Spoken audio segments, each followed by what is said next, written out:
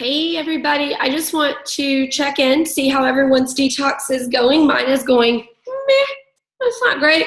I've had some challenges. I'm sticking to a healthy lifestyle though, so I'm doing my best. And if you read 4 agreements, that was one of the agreements, is to always do your best. Some days our best is going to be a 10 out of 10, and some days aren't going to be a 10 out of 10, but as long as it's your best, then do not beat yourself up. Do not feel guilty, no blame, no self-hatred and all that stuff. We have to love ourselves. So that's number 1. Number 2, I wanted to really talk quickly about treating a problem versus healing a problem. So I think I've mentioned before that I went to Miami for a meditation immersion, and that was through One World Academy.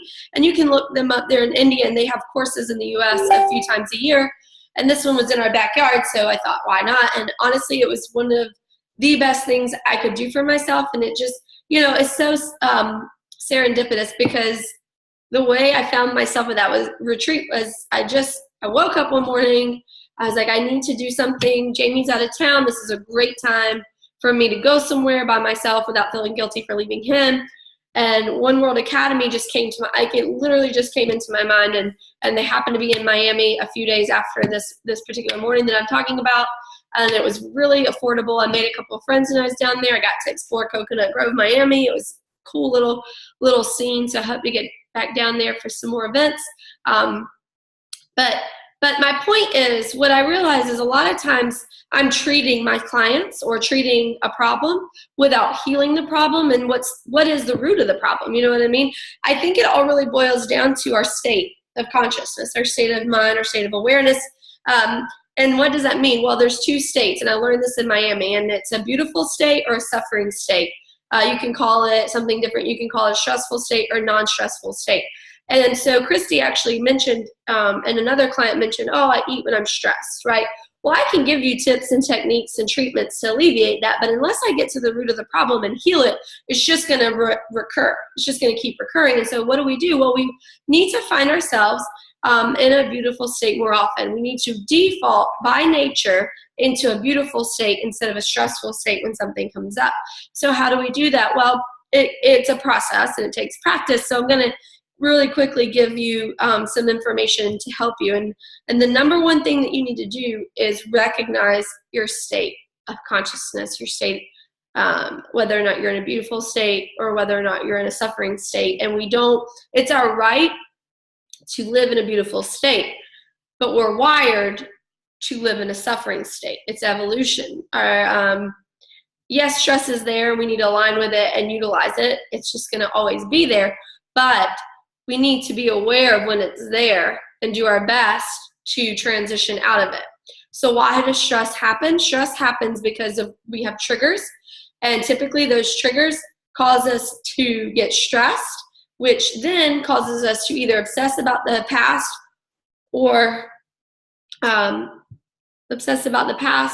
worry about the future. So we need to step 1 is to recognize, are we obsessing about first let's recognize our state. Are we in a positive state, a beautiful state, or a non-beautiful state, a suffering state?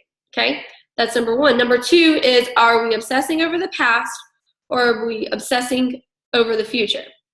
Number 3 is then to take an assessment of the emotion that we're experiencing and allowing ourselves to experience said emotion. Don't label it positive or negative. Just recognize what it is. Is it stress? Is it apathy? Is it pity? Is it self-loathing? Is it sadness? Whatever it is, we have to allow ourselves to experience it. Otherwise, we resist that emotion. It gets stuck inside of us and it perpetuates, and you can never heal it.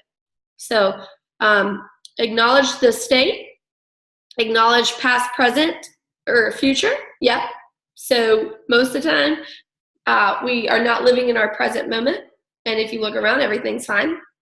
Number 3 is allow yourself to feel that emotion, which takes about 90 seconds. Breathe through it. And then finally, I need you to close your eyes, picture a flame for about 2 minutes, 2 or 3 minutes. Do conscious breathing. Focus on breathing in and out. So take 4 breaths in.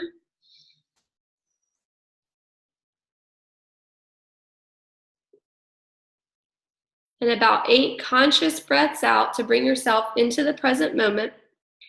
After 8 cycles of that breath, I want you to do 8 cycles of breathing, imagining a flame that's moving from your forehead into the center of your brain. The way you can keep count of your breaths, and this is why yogis use their fingertips, their hands point up so that they can feel the universe's energy flow into their body, so that you feel that energy, you feel that calming presence, knowing that God and the universe wants you to get what it is that you desire, which is that beautiful state. Count 8 breaths and imagine that flame moving into the center of your brain. Why do you imagine a flame moving into the center of your brain? You do that because our frontal lobe, our frontal cortex, is responsible for fear and anxiety. So we need to deactivate that part of our brain and allow the center part of our brain, which is responsible for our happy emotions or happy hormones being released. We need to activate that part of our brain, and we do that by imagining that flame going into that center part of our brain and activating it. And it works very, very well. So this is the serene mind practice. It is recognizing our state. Are we suffering or are we not suffering? Recognizing why we are in that state. Are we obsessing over the past? Are we obsessing over the future? Then bring yourself into the present. Recognize everything is okay in that moment. If you are in the present, is that stressful state, is it in proportion to what is actually going on, to your fears? And then number 3, feel the emotion that you're feeling for 90 seconds.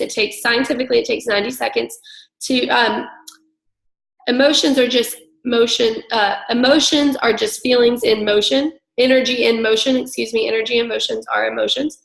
So allow that emotion to flow through you so that you take it in and you release it so it doesn't get stuck and perpetuate. And then finally, do your conscious breathing, 8 cycles, and then 8 cycles envisioning that flame moving forward. I hope this helps. Bye, y'all.